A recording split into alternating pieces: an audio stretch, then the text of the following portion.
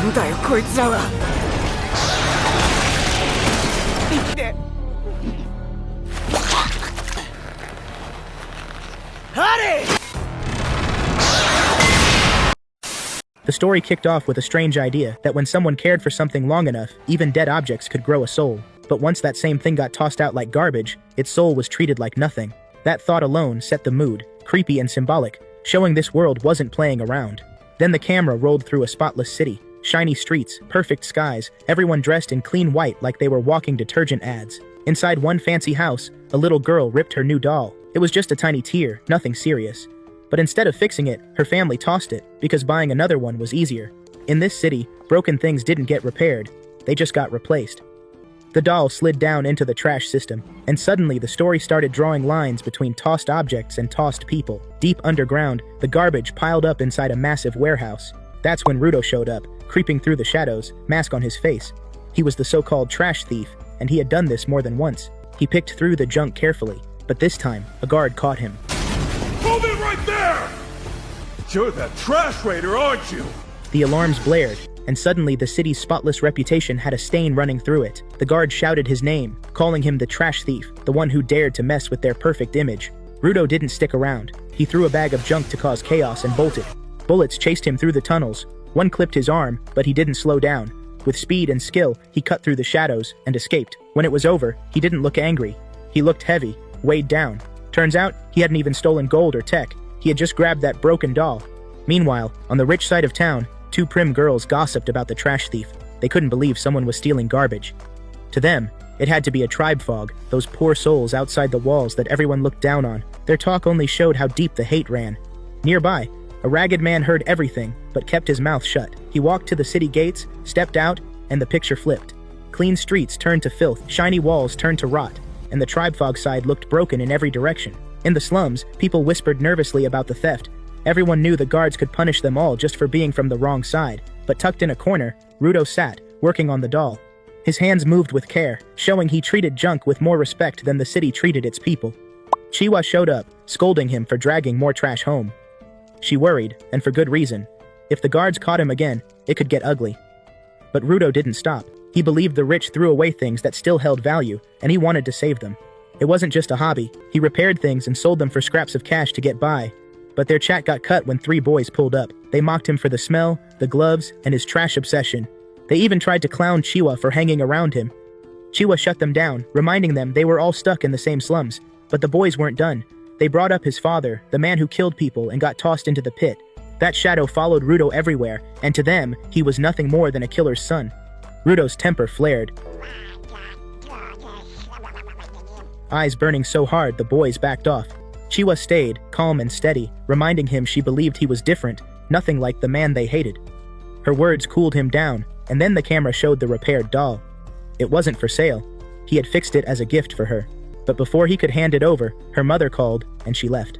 Rudo went back to his broken little house, where Regto was waiting. Regto picked up on his nerves and teased him, hinting the doll was meant for someone special. He wasn't blood, but he had raised Rudo as his own, and even through the jokes, Rudo's respect for him was clear. Regto kept warning Rudo, stealing trash was playing with fire. He didn't want the kid risking his life over junk. Then he spotted the cut on Rudo's hand and told him to take the gloves off. Once the gloves came off, the truth was out. Those hands looked dark, twisted, almost cursed. Rudo believed it was his father's curse passed down, and the gloves were the only way to hide it. Regto patched the wound himself and laid it out straight. In this world, crimes didn't end in prison. They ended in death, and death meant the pit, a bottomless hole where criminals got tossed in and erased forever. Even Rudo's father had been swallowed by it. Memories came rushing back for Rudo. His hands always drew stares, whispers, and judgment. Nobody treated him like a kid, just a monster's son. Only Regto had accepted him, slipping him those gloves that dulled the pain. Since then, Rudo never took them off. Regto's support was the only anchor he had. The old man cracked a joke, teasing about confessing to Chiwa before someone else stole the chance. For a moment they laughed it off. But outside, in the dark, a stranger was already watching their house. By morning, Regto told him to smile more and sent him out. Rudo stepped into the streets with the doll in hand, ready to find Chiwa. On his way, he stopped near the pit. The thing looked endless, swallowing trash and people without mercy. That day, he even watched another poor soul shoved straight in. That's when Chiwa found him. She asked if he really came to watch, then broke it down. Their whole slum was built next to the pit as a warning. Step out of line, and you get tossed too. Fear was stitched into their daily life. She admitted she didn't want him ending up like his father. If the guards caught him stealing again, they wouldn't hesitate. Ruto agreed. Regto had said the same. As they stood there, her emotions slipped. She confessed that she and Regto cared deeply for him. Ruto froze, caught off guard. Are you okay? And I was like, oh, Chiwa might really like you. Then finally handed her the doll. She accepted it, promising to keep it close. His heart lit up, but he still hadn't said what he really felt. On his way back, he brushed past city guards without a second thought. He rushed to Regto's house, ready to spill everything about Chiwa. But once the door opened, the world collapsed. Regto was on the floor, stabbed. A man stood over him, clutching a strange book. Ruto tried fighting back, but the man beat him down, tied him up, and escaped with the book. Regto, barely alive, gave him one last command, escape and change the world. Then he was gone. The guards stormed in, found Ruto there, and instantly pinned the blame on him. They didn't listen, didn't care. Neighbors whispered, calling him a killer, just like his father. Dragged to the pit, he was declared guilty, trash thief, murderer, unworthy of life. The crowd cheered for his death like it was entertainment. In the crowd, he saw Chiwa. He tried to explain, but her face turned cold. She dropped the doll, walked away, broken. The mob screamed trash, screamed killer. Ruto shouted back, calling them blind fools. Then his eyes caught the real killer in the crowd, standing free. Nobody else noticed. Before he could fight it, he was shoved into the pit. The fall felt endless, rage burning with every second. He swore revenge, swore he'd crush the world that threw him away. Finally, he smashed into a mountain of garbage. He was beaten, bleeding, but alive. The silence didn't last. Something moved in the piles. Ruto turned and saw it, a towering beast, built completely from trash, rising over him. So first, the scene jumped back to Ruto's childhood, and back then he always wondered what really happened to the poor souls tossed into the pit. Back then, the city told everyone the same thing, and according to them, those people were born filthy, doomed from the start, and destined to fall. Then, as the story shifted again, it cut straight back to the present, and now Ruto himself had become one of them. In other words, which was a clear reminder that not everyone survived this nightmare.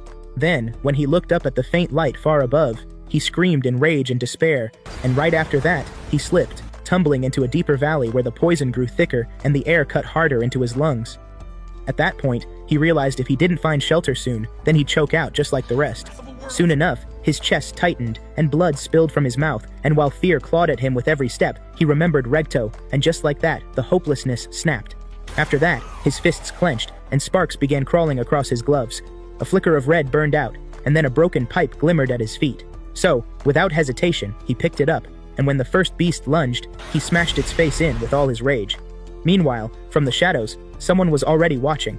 From that point on, Ruto fought like a cornered stray, and every piece of trash he touched turned into a weapon. For instance, broken rods became blades, cloth scraps became whips, and his fury carried every swing. The glow around him burned brighter, and as another monster charged, he tore it apart in a single strike. Then, when the biggest beast hurled him across the field, he crashed into the dirt, and instead he strapped a gas mask on Ruto's face, which gave him air again. But as soon as Ruto wouldn't stop pushing for answers, the man snapped, and he unloaded on him, blaming Spares for drowning the world in filth. That yelling, of course, brought in more monsters, and suddenly the fight kicked off again. In that instant, the man spun his umbrella, and energy poured through it, and with one swipe, he chopped off. Then, step after step, he cut them down like nothing, and to Ruto it looked like murder and magic wrapped into one. After that, the giant beast hurled a stone the size of a house, but the man sliced it mid-air, flipped his umbrella into a cannon, and blew the monster apart. Once silence fell again, the weapon folded back to normal. Finally, for something long enough, then it will feel alive. Ruto believed him, and from then on, the gloves became his anchor. Back in the present, he woke up tied and dragged across the wasteland by Engine.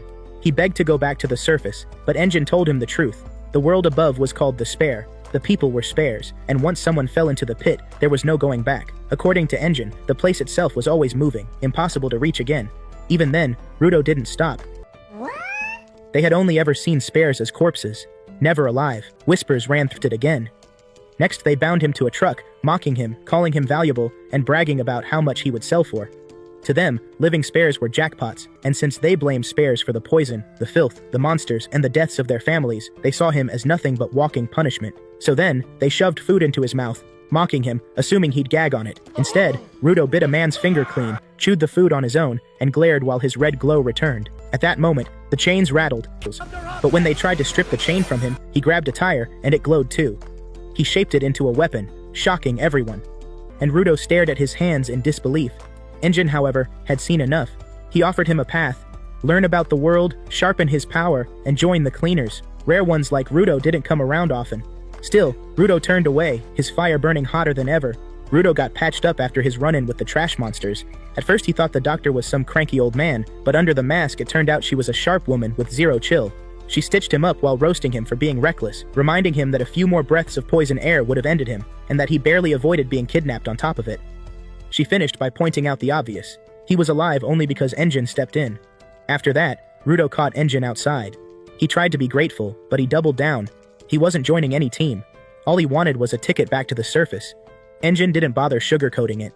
Down here, spares were hated like poison, and if anyone found out who he was, he'd be dead before he blinked.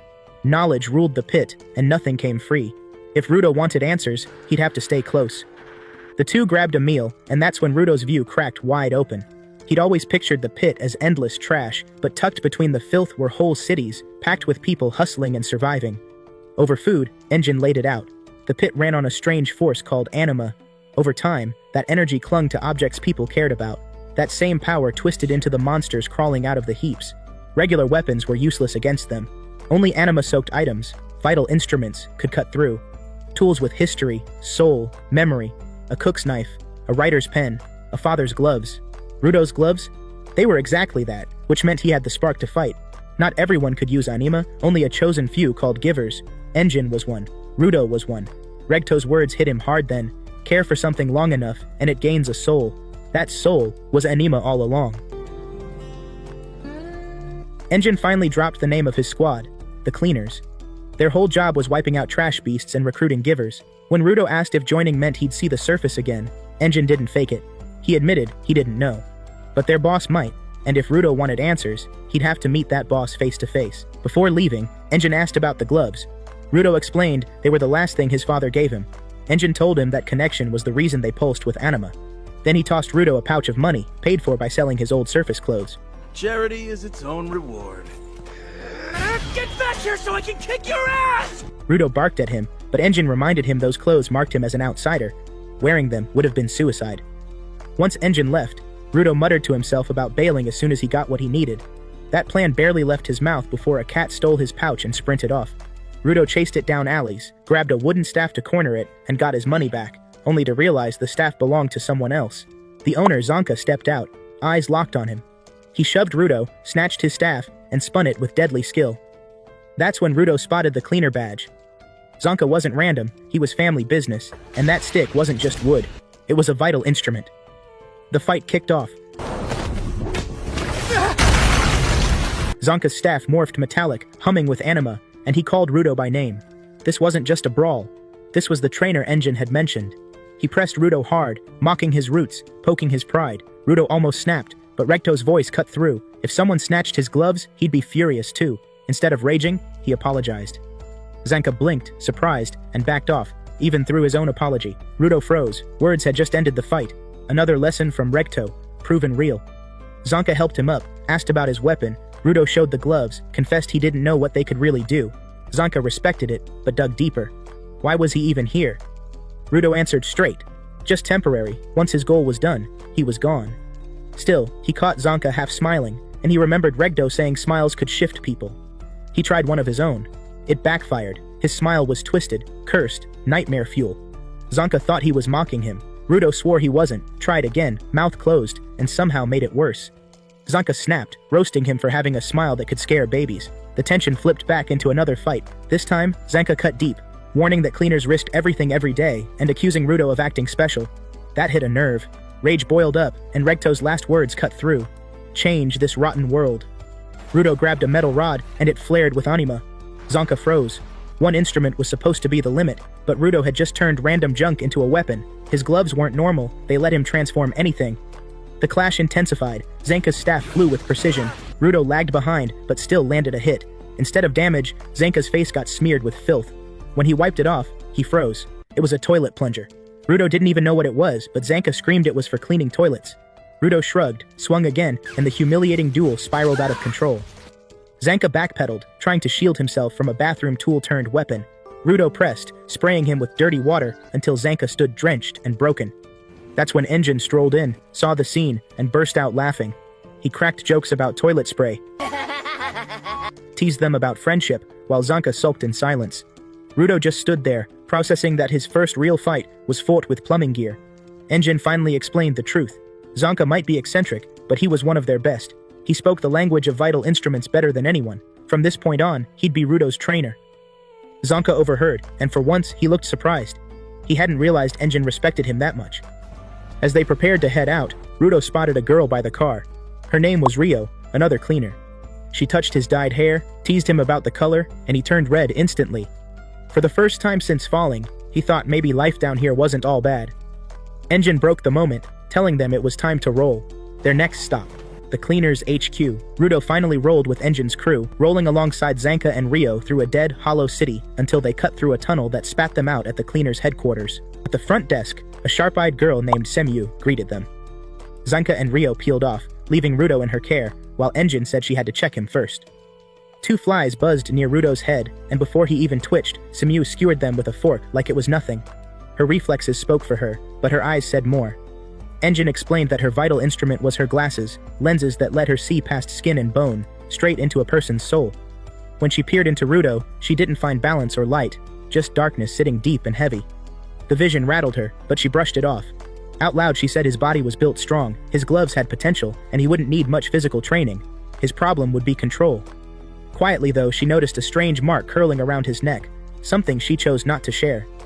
Engine laughed off the fly thing by joking about Rudo's smell, but deep down, even he knew Semyu had seen more than she let slip. After that, Engine walked him deeper into HQ, pointing out how the cleaners were organized. About 100 members, split into 3 squads, combatants, sentinels, supporters. Most were scattered on missions, so the place looked emptier than it was. At one point, Engine accidentally slid open a door to a room packed with people yelling and training, then slammed it shut again, shaking his head at the chaos. Eventually, they reached the boss's room. Rudo only had one question on his mind, the way back up, but Engine warned him right then, in this world nothing came free, not even answers. Work bought information, and curiosity about the boss's vital instrument was forbidden. No one knew what it was, and no one asked. The only thing certain was trust. When Rudo pushed into the room, it was empty. Semyu explained the boss was away on business, not back for a few days. Rudo's patience cracked. He'd dragged himself here just for this meeting, and now he had to wait. Rio popped up and suggested he tag along on a mission until the boss returned. He couldn't call himself a cleaner yet, but he could at least watch how they worked. With a scowl, he agreed. Semyu briefed them. A town near a polluted zone was under attack by trash beasts. Their job was simple: hold the barricades and wipe the monsters out. She explained the zones to him: safe zones where humans lived, polluted zones crawling with beasts, and no man's lands where survival was suicide. Rudo had fallen into one before, and without Engine's mask, he'd already be dust. Even polluted zones required masks, and she handed him one before they left. The team set out: Rio, Rudo, and a pack of supporters. Along the way, Rudo noticed underground towns thriving, a sharp contrast to his old belief that falling meant death. To him, the scattered trash didn't look like garbage. It looked like treasure waiting for repair. At the barricades, he met Grizz, a supporter with grip strength so ridiculous he nearly crushed Rudo's hand in a casual handshake. Rudo quickly realized supporters weren't just backup, they were lifelines. Grizz alone was strong enough to crack a monster's armor. Then the beasts came. At first, small goat-shaped ones rammed the barricades, weak and slow. Rudo's fear began to ease, but larger ram-like creatures thundered in next, shaking the defenses and sparking panic. Rio stayed cool, calm, even playful, reminding everyone that panic was death. The ground shook, and a massive beast pushed forward, dwarfing the rest. Rio finally unveiled her vital instrument, Ripper, a pair of scissors she didn't hold with her hands but with her feet, spinning them like blades. Supporters weakened monsters and tossed them her way, and she shredded them with lethal grace. Amid the chaos, one smaller beast slipped behind and lunged at Rudo. Grizz saved him, smashing it flat and hurling it into Rio's blades. Rudo started seeing it, the rhythm, the teamwork. Givers and supporters weren't rivals, they were 2 halves of survival, but the giant refused to fall. Even sliced in half, its body staggered forward. Normally, that should have been the end. This thing broke the rule. Rio fought harder, slashing for a weakness. Meanwhile, another beast pounced on a supporter, and Rudo jumped in, unwilling to be dead weight. His weapon morphed into a cage, trapping the monster. He froze in shock, not even sure how he did it, but Rio finished it clean and praised him for acting fast. The big fight dragged on. Rio cut deep into the beast's skull, and inside, something glowed. That was its true core. The monster raged, striking at both Rio and Rudo. Rudo wavered, calling himself useless, trash, thinking of Regto's death and his vow of revenge. Grizz grabbed him, forced him to stand tall, told him not to give up. With that, Rio lunged, striking the glowing core until the beast collapsed. It crumbled to dust, leaving behind something impossible. A knife, a vital instrument, lodged in its skull. The team froze. Trash monsters were never supposed to carry vital instruments. That discovery sent a chill through every one of them. They left unsettled, no answers in sight. Far away, another scene stirred. The same man who once tried to sell Rudo now sat shackled in a dim room. Across from him, a hooded figure waited in silence. When it finally spoke, it demanded only one thing: information about the boy from above. Rudo's fate was already being hunted. Zanka heard noise coming from a room, so he pushed the door open and found the cleaners in full party mode. Rio leaned over and explained it was a welcome party for Rudo. The vibe was loud and wild, but at the table sat Rudo, head down, drowning in his own thoughts. Rio whispered the truth. Yesterday's fight broke him. He couldn't get his power working right, and now his pride was cracked in half. Zanka pressed for details. Rio told him about the giant trash beast they faced, the one whose core wasn't anima, but a vital instrument buried inside. That twisted rule had shaken them all, so after dragging their bodies home, the squad started drinking to clear their heads. She added Engine and Semu would show up soon too. While the music thumped, Grizz stepped up to Rudo. He thanked him for saving Follow in the fight, but he asked why he looked like death warmed over. Rudo admitted he was frustrated. He saved Follow once. But after that, he was useless. Grizz and Rio had to drag him through the rest, same as back in the spare where Regto had always bailed him out. Yesterday, he couldn't even stand his ground, and he feared he'd always be dead weight until he found his way back above. Grizz didn't let it slide. He told Rudo most people treated supporters like trash, but Rudo respected them. Follow, for example, had joined to kill monsters, but without powers he couldn't. Still, he carried hope, treasuring an object in case one day he awakened. Even then, he wanted to stay a supporter, to prove their role mattered. Grizz asked Rudo straight, what did he want when he lived above? Rudo froze, couldn't answer. Grizz just told him to trust himself. That's when Engine walked in and asked if Rudo had eaten. Rio, Zanka, and Grizz waved him over, and slowly Rudo joined the table. For once, the weight lifted, even just a little. Then Gob started painting a wall, and elsewhere the man who once tried to sell Rudo spilled his guts to a stranger cloaked in shadows. The moment he was done talking, the stranger killed him instantly, muttering that Rudo would make a perfect gift. Back at HQ, Semu received a call. A new mission was up, and this time it involved Zanka and Grizz's squad. Zanka questioned why Rudo was on the list. He wasn't even a cleaner yet. Semu said the mission tied directly to him. A merchant passing through a polluted zone had his cargo stolen by a monster. The catch? That cargo wasn't an object, it was a human from the spare. Within weeks, 2 spares had dropped. Semu figured Rudo would want to meet this newcomer, maybe find a clue about going back. Rudo hesitated, doubting himself, afraid of being useless again. But the chance to meet another person from above was too big to ignore. He agreed. Semu admitted she wanted Engine on the job, but he was tied up, and he himself suggested Zanka. Zanka grinned like he had been waiting. The team rolled out. On the road, Rudo noticed Grizz carried no weapon. Grizz just grinned and said his fists were enough. Another cleaner explained Grizz also carried a talisman he prayed to before every mission. Grizz shrugged it off. Cheap charm, but praying never hurt. Not long after, a boy appeared, claiming to be the merchant who called them. Rudo jumped him with questions. What did the spirit look like? Did he say anything? The boy answered flatly. The man was unconscious. He hadn't asked. The only mission was to save him. Rudo pressed, suspicious, asking if the merchant planned to sell him. The boy insisted no. Zanka, though, kept his eyes sharp. Something didn't add up. Monsters didn't snatch humans. Not like that. The boy led them to a building, said the monster was inside. They walked in and saw a figure slumped in a chair. The merchant shoved them forward, yelling to save him. They got closer. It wasn't a man. It was a doll. The floor cracked and collapsed, dumping them into a basement. The merchant melted to clay, body falling apart.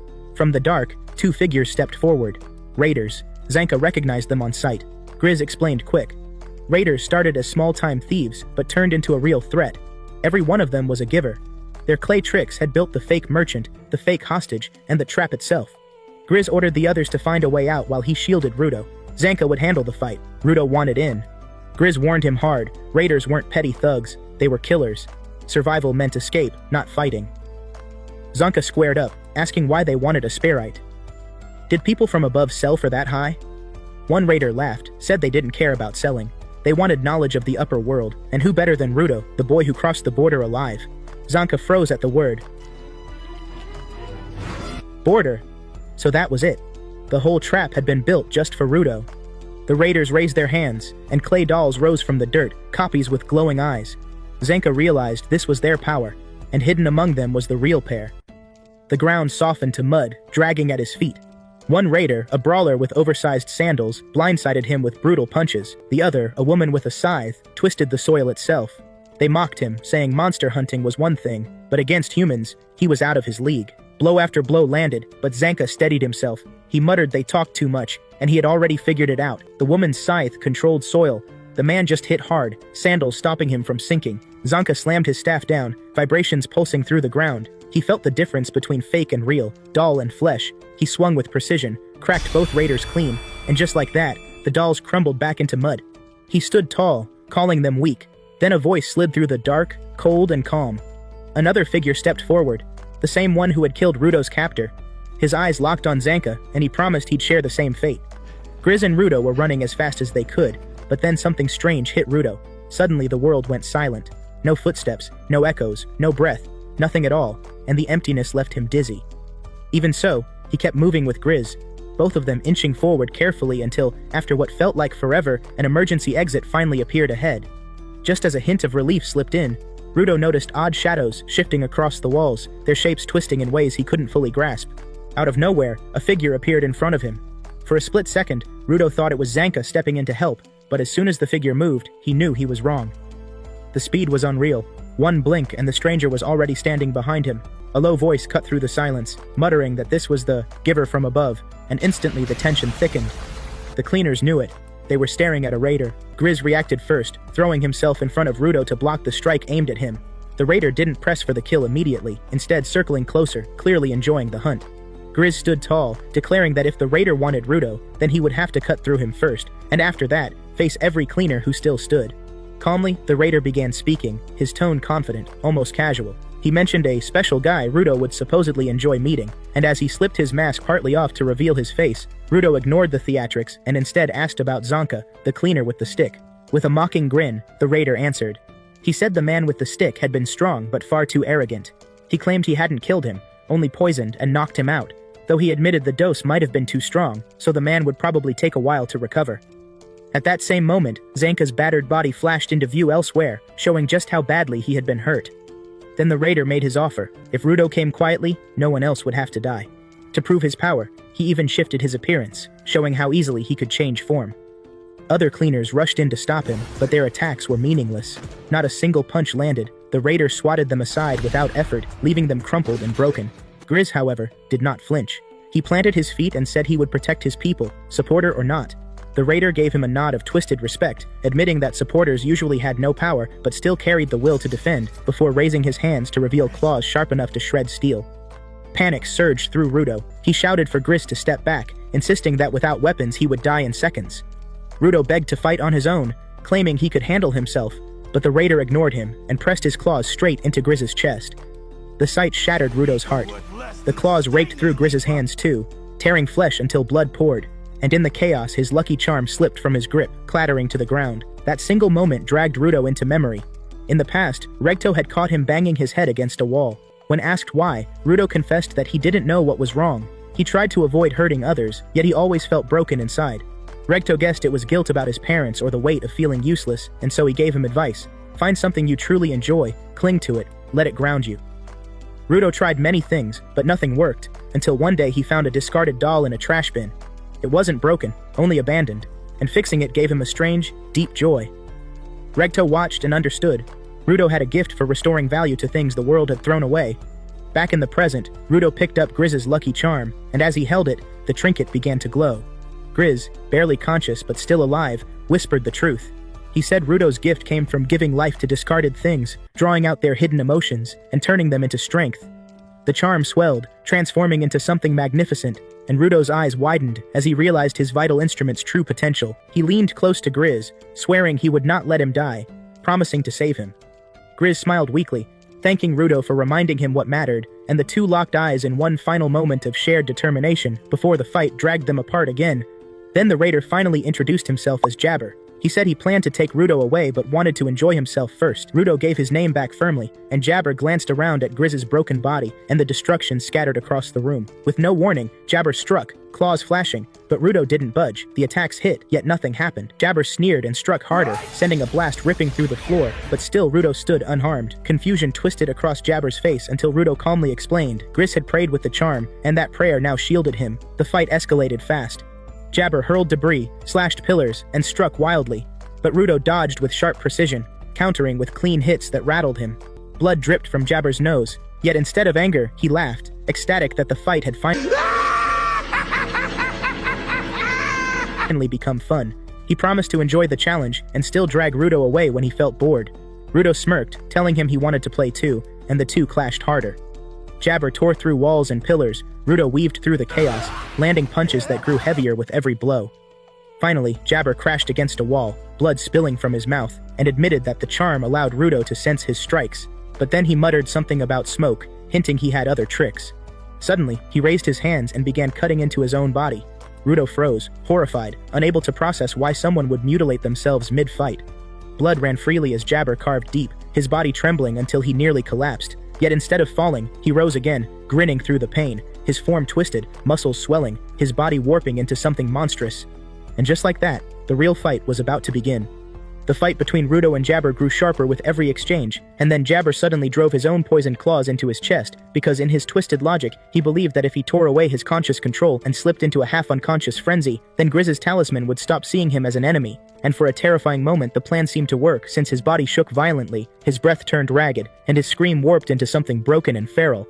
Rudo immediately noticed that Jabber was no longer steering himself, yet his speed and strength actually sharpened instead of faltering, and that realization filled him with dread, because he knew that continuing the fight here would not only risk his own life, but also drag Grizz and Follow into the grave.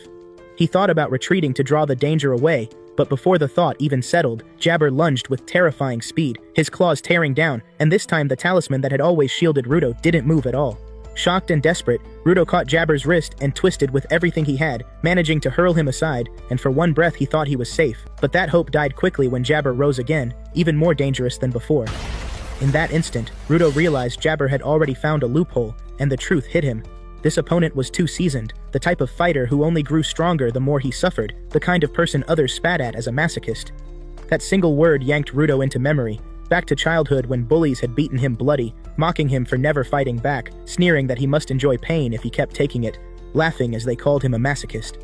Snapped back into the present, the irony was cruel, because now Jabber's claws were slicing the air with perfect, merciless precision. One swipe cut straight for Rudo's face, and he braced for impact, but before the blow landed, a wooden staff cracked across Jabber's body and knocked him back. It was Zanka, staggering from poison and exhaustion, yet still smirking as he mocked Jabber for failing to finish him earlier and wasting time playing with a boy. Rudo stared at his battered state, worried he couldn't fight, but Zanka brushed the concern aside and said he was fine, then noted that Rudo had clearly figured something out with his power. At the same time, though, he calmly pointed out that the talisman wasn't protecting him anymore. When Rudo admitted the truth, Zanka explained what he had seen while watching the fight. The talisman only reacted when the attacker carried a clear, conscious intent to kill, and since Jabber was no longer thinking like a normal man, the charm simply stopped working. After that, Zanka laid out a risky plan. He would strike Rudo with his staff to test if the talisman reacted, because if it did, the force would launch him forward and give him the chance to slam Jabber. If it failed, then the hit would land on Rudo instead. Rudo had no time to weigh the gamble because Jabber was already storming back in, claws dripping, and Zanka quickly warned him not to let even a scratch touch skin, since one graze of poison would end him. Then, without hesitation, Zanka swung his staff straight into Rudo. The talisman erupted with red energy, not harming Rudo but blasting Zanka forward, and in a blink his staff smashed into Jabber's face, sending him flying. Both men froze in surprise, because neither thought such a reckless idea would work, but Zanka laughed it off as dumb luck and declared that now they would finish this fight together. From that moment, their rhythm turned strange, yet deadly effective, because Zanka kept swinging his staff at Rudo, and every time the talisman hurled him forward, turning him into a human projectile that crushed Jabber again and again. The strikes came in waves, each one heavier, and Jabber's body rattled until his eyes flickered with awareness. Zanka seized that single chance, drove one last strike into his skull, and dropped him cold. But the effort cost him everything, and his poisoned body finally gave out. As silence returned, Rudo glanced down at Grizz's talisman, only to see cracks spreading across it, and moments later it crumbled apart in his hands. He couldn't understand why it ended so suddenly, but Zanka, lying half-conscious on the floor, muttered that maybe the instruments Rudo created couldn't last long, or maybe another hidden rule was at play. For Rudo, though, the thought cut deep. Grizz's talisman had been precious, and now it was gone because of him. Before Rudo could even think about what just happened, sharp pain spread across his body, and his legs buckled until he collapsed flat on the ground. Zanka's eyes widened as he spotted claw marks tearing across Rudo's back, and he realized with horror that Jabber must have struck him earlier without either of them even noticing. Slowly, Jabber rose again, his voice broken and almost casual, muttering that he could not even remember what he had done while unconscious, though clearly the gamble had worked. Zanka could not believe the sight, because after all that punishment Jabber was still standing, but the raider calmly explained his trick. His left claw stripped away pain so he could move without feeling a thing, while his right claw carried poison, which he had already sunk into Zanka. For Jabber, the venom only lasted 10 minutes, since his own body was immune, but for Zanka, the effect stretched out to 30 full minutes, long enough to leave him helpless. To prove it, Jabber raked his claw across him again, and Zanka's body dropped, powerless on the ground. With Zanka down, Jabber turned to Rudo, who lay stiff from the poison, and admitted coldly that if he failed his mission, punishment would follow, so he could not return without capturing him. He scooped Rudo into his arms and began dragging him away, while Zanka, half-conscious, could do nothing but watch. Jabber leapt out of the basement carrying his prize, but when he surfaced, he froze. The walls were shattered, the ground torn with rubble, and standing among the wreckage was Rio, her stance unshaken. Then Engine stepped forward, umbrella in hand, and without hesitation, drove it into Jabber's stomach, calling him filth that needed to be cleaned. Engine scolded him sharply, pointing out how he had trapped their allies underground to cut them off from help, though luckily, Tome had escaped to send word. Tommy fretted for Grease and the others still buried, but Engine assured her they were too strong to die so easily and sent a team to pull them out. Jabber only laughed in return, sneering that everyone looked at him like trash and admitting that he enjoyed the insult. Engine sighed, remarking that Rudo had already suffered enough just surviving this madness, while Rio let out a shaky breath of relief, seeing that Rudo, though badly hurt, wasn't gone. Delmon bristled with fury, vowing he would never forgive Jabber for hurting their squad, but a comrade quickly pulled him back from acting rash. Engine stepped forward again, his tone like iron, warning Jabber that he would not walk away unharmed after attacking them. Jabber just laughed, mocking the idea of prison, boasting that he would only plan an escape, and then he admitted he would have preferred to run, but his mission bound him. He spread his claws wide, ready for another round, insisting that until Rudo was captured he could not retreat, even if it meant death. That was when another voice cut through. A girl appeared, Chthoni, her tone steady and firm as she told Jabber his time was finished and he had to return. Jabber refused, spitting that he could not leave without Rudo, but she repeated herself, sharper, warning him that the goon squad was already closing in. Engine narrowed his eyes, wondering who she was and where she had come from. Jabber bristled until she mentioned their boss, smiling wide, and that alone made his grin twist. With a crooked apology to the cleaners, he said he had to go. Rio then spotted at first, a strange hole opening behind them, its surface rippling like water. Jabber turned to Rudo with cheerful malice, saying their fight had been fun, and that despite coming from above, Rudo had shown real strength. Rudo, still pinned by the poison, burned with fury and shouted that the fight wasn't over, swearing that Jabber would pay for what he did to Grizz. Jabber smiled wider at the spirit, then his eyes dropped to Rudo's gloves. Recognition flashed as he muttered that they were part of a special series of items, the kind his boss would be very pleased to hear about. He promised he would return better prepared, and until then, Rudo should guard those gloves closely. With that, Jabber and Chthoni stepped into the portal, and as it rippled shut, silence fell heavy over the battlefield.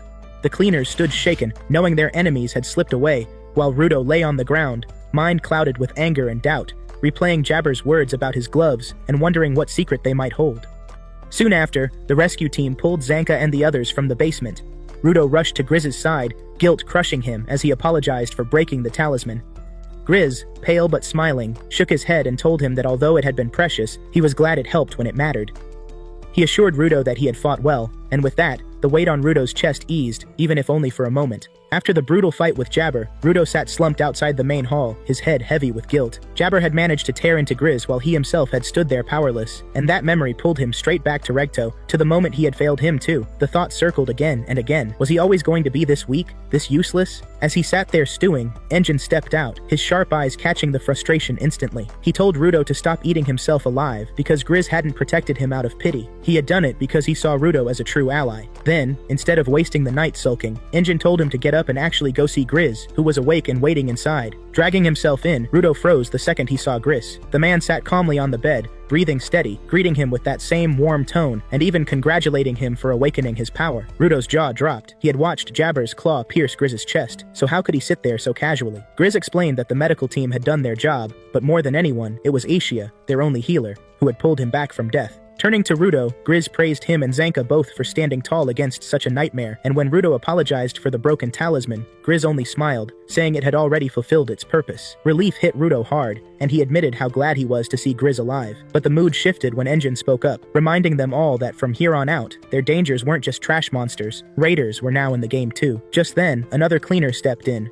reporting that one of the captured raiders had been overheard whispering about something called the border. That word froze the room, because it meant the raiders weren't just picking fights. They were gathering knowledge about the connection between this ground and the world above. Confused, Rudo asked who exactly was pulling the strings. At that moment, Engine introduced him to the one he least expected, Corvus, the boss of the cleaners. Calm but sharp, Corvus admitted that he already knew Rudo's real purpose was finding a path back up, and usually someone like him wouldn't be allowed inside their ranks. But Corvus had also seen how Rudo had changed, how he had risked himself for others, and how his strange ability could change battles. For that reason, Corvus accepted him officially as one of the cleaners, and invited him into his office. Inside, Corvus explained the truth. The line between this world and the one above was called the border, and anyone who tried to cross it was said to die instantly. But there was more. Corvus told a strange story of a woman who lived deep inside no man's land, right near the border itself. Years ago, a lost traveler had met her, and when he asked why she lived in such hell, she answered that she watched the ones who fell from above. She even claimed some had not only fallen, but also climbed back up alive. The words hit Rudo like fire. If even one person had managed to return, then maybe he could too. Corvus leaned forward, pointing out the greater mystery, how Rudo himself had survived the fall when no one else ever had. Still, he warned that searching for her meant walking into death itself, because no man's land was a graveyard of monsters, raiders, and worse. Even so, when asked if he wanted to risk it, Rudo didn't hesitate. He had to go. Later, Follow cornered him, begging him not to chase such madness, warning him that it was suicide, but Rudo refused, saying this was the only road that could take him home. Engine then cut in, scolding him hard, reminding him that he couldn't just wander into that wasteland raw, not when he barely understood his own power. No man's land wasn't just dangerous, it was endless death, and going alone was a joke. Rudo asked if Engine would go with him, and Engine answered without pause, of course. He explained that the cleaners didn't just fight trash monsters, they studied them, and that knowledge was the edge they needed to survive. Raiders would be lurking too, so extra eyes mattered. For now though, he told Rudo to rest. Training followed soon after, but it was rough. Rudo couldn't even transform a knife. Engine teased him, saying too many sweets must have dulled his brain, while Rio defended him, saying at least he could stand again. Still, Rudo couldn't shake the confusion. Why had his ability suddenly shut down? That was when Zanka, watching closely, pieced it together. Rudo had always had a habit, fixing broken things, trash that others had thrown away. Maybe his power only worked on those. To test it, they tossed old scraps in front of him. When Rudo picked up a triangle-shaped shard, it glowed, transforming instantly into a weapon. Engine chuckled, praising Zanka for the sharp reed. Rudo himself thanked him, and Zanka told him to try multiplying weapons. He succeeded, but then blood dripped from his nose, showing his body couldn't handle too many at once. Engine broke it down. The quality of the object mattered. The longer it was cared for, the stronger its anima. That was why Rudo's gloves, kept since childhood, carried such weight, but it also explained why his body strained under them. Zanka, thinking quietly, wondered if this tied into the special series Jabber had mentioned. Rudo then asked why his weapons always crumbled into dust. Rio explained that because he restored broken things to their peak, once they fulfilled their purpose, they simply vanished, just like Grizz's talisman. Engine added that this was Rudo's truth. He gave trash meaning again, and once that meaning ended, it rested. Rio then teased him, asking about his gloves, recalling Jabber's hint that they were part of some series. She asked what name he had given them, since every cleaner named their instruments. Her scissors were Ripper, Engine's umbrella was Umbreaker, Zanka's staff was Assistaff. Rudo admitted he had never thought of a name, and Engine told him flat out, he should. Far away, meanwhile, the raiders whispered to their leader. They spoke of the cleaners, of the desert city called Altar, of something named the Watchman series, and of the boy called Rudo. That night, Rudo sat alone, washing his gloves in silence. Pain crawled through his hands with every movement, yet he kept scrubbing, because keeping them clean felt like the only way forward. When he finally stepped back into his room, his mood cracked again. Rio was stretched out on his bed like she owned the place. She looked over lazily and reminded him it was already 4 in the morning, then asked why he was still awake when they had a mission waiting tomorrow. Surprised and annoyed, Rudo asked what she was even doing in his room and how she got in. Rio shrugged, saying her room was right above his, and when she heard his cries, she simply jumped down through the window. Her eyes drifted to his hands. She asked if they hurt. Rudo admitted that the gloves dulled the pain, but afterward the burning always came back. Rio frowned at the scars and asked if they were burns. Rudo muttered that she'd have to ask his parents about that, since they were the cruel ones who left those marks. For a moment she went quiet, then spoke softer. Parents always leave marks, some that help, some that scar. With that, she slipped out the window again, leaving him alone. By morning, preparations for the mission were in full swing. The boss told Engine that Rudo's full-face mask still wasn't finished, and until it was, the team had to handle the rest. Curious, Rudo asked what made a full-face mask different. Engine explained that in No Man's Land, masks had to cover the entire face, crafted by a special artist who only worked at his own pace. Right now, that artist was making one for Rudo. Until then, another giver would need to paint him a spell of protection. Normally that giver visited headquarters, but since he hadn't shown up for days, the cleaners had to travel to him instead. Their destination was Canvas Town, also known as the City of Graffiti. Engine introduced the full squad: Zonka, Rio, Delmon, and Tamsi, plus 3 supporters: Grizz, Follow, and Tommy. Usually 5 supporters came along, but this time the balance leaned toward more givers, since No Man's Land demanded firepower. Delmon immediately marched up to Rudo, shouting about how he had heard his life story, swearing he would never forgive the people who threw him down, and declaring his love for passionate types like Rudo. He loudly insisted Rudo join his group. Tamsi calmly cut in, reminding Delmon that Rudo already belonged to Engine's team, then apologized for the noise, explaining that Delmon was loud, but honest. Engine just laughed and told Delmon to deliver one of his trademark speeches. Zanka, already familiar, stuffed cotton in his ears. Delmon let loose, shouting with full fire about the path ahead, about how holes in the road meant nothing to cleaners who never stopped moving. His roar caught everyone else, and soon the group shouted with him before piling into the vehicle. The road carried them toward Canvas Town, a city built beneath a massive roof, with walls covered in endless paintings. Rudo asked if all cities were like this. Tamsi explained that most large settlements built shields overhead to survive the constant rain of trash from above, since anyone living outside those barriers often died under falling debris. As they approached the gates, 2 strangers stood frozen, unable to step through though the gate stood wide open. Yet when the cleaners walked forward, the barrier allowed them inside. Engine told Rudo to follow, explaining that the walls were painted with spells that blocked anyone with harmful intent. Inside, every wall screamed with color, painted with wild strokes and careful details. Engine said this was a city built for artists, a place where creativity was life itself. Their true goal was to meet Gob, the giver who painted spells of protection. Those outsiders at the gate had been stopped by Gob's barrier. Rudo stood in awe at the idea of a weapon that could shape trust itself. But then a girl bumped into Engine, eyes full of tears, before dashing away. The others teased him, saying he must have made her cry. A moment later, the mayor arrived to greet them. Engine explained their need for Gob's spells, but the mayor's voice dropped. Gob had died that very morning. They followed him to a room where Gob's body lay still. The mayor explained Gob's obsession with painting in polluted zones. His passion outweighed his caution, and one day he must have removed his mask. The pollution finished what his art had begun. Engine knelt quietly, grief pulling at him, while Rudo remembered the brief time he'd seen Gob at headquarters, and felt the weight settle heavy. Tamsi told him that death here was common, a cruel reality of the ground. The mayor continued. Before his death, Gob had chosen an heir, the very girl who had bumped into Engine. Her name was Remlin, and the paintbrush, passed down through generations, had already been entrusted to her. Follow leaned close to Rudo, whispering that while most givers needed years to bond with an object, some awakened instantly, especially when chosen directly. That made Remlin's case rare, but not impossible. The mayor admitted Gob and Remlin were like siblings. He had seen Gob smile through every brushstroke, painting joy into every wall. Though not an artist himself, he had become mayor because he loved watching others create. Engine, remembering Gob's visits, swallowed the grief. He knew he would never see that smile again. As they prepared to leave, Engine told Remlin to take care of herself, promising they would visit again. But Remlin's voice rose. Enough mourning, it was time to celebrate. Everyone stared in shock as she took the brush, climbed to the rooftops, and shouted that Gob would never want endless tears. With a sweep of the brush, her power bloomed.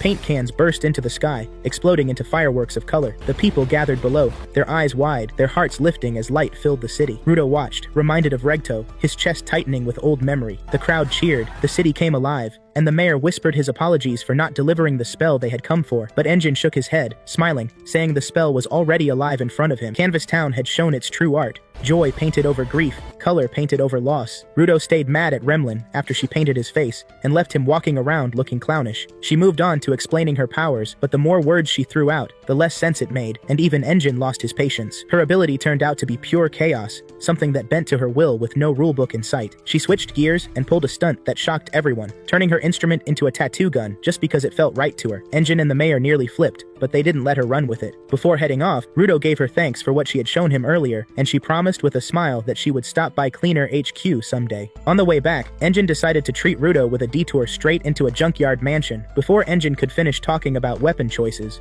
Rudo was already climbing the heap, snatching up scraps with the energy of someone who thought the garbage was gold. At HQ, the squad met August, the artisan who crafted their gear. The man looked high on good vibes and casually mentioned that he had taken Rudo's measurements while the boy was sleeping. Rudo's face showed zero joy, but at least the equipment was finally done. The group then moved on to syncing their chokers. Each member cut a finger, dropped blood onto Rudo's choker, and he returned the favor. Now they had a full link to communicate as a team. The mission carried them into Penta, the desert wasteland. Rudo revealed his yellow and red mask and showed off his instrument, now proudly named 3R. Over at Raider HQ, Jabber confirmed their target, and his boss decided they would deal with it when they got there. Back in the desert, the squad tore through trash beasts while Tom sat back, scribbling reports and sketches of every creature in sight. Rudo picked up a keyboard, fused it with 3R, and slammed monsters with key imprints until nothing stood. Somewhere far off, a strange girl felt the weapon's power and turned her attention toward him. Through the smoke, Rudo spotted a figure. Tamsi and Delman called to him, and by the time he looked again, the figure had vanished. The squad went on about his performance, unaware the girl was already stalking them. Soon she stepped out, barefaced with no mask, and invited them into her place. Engine stayed calm,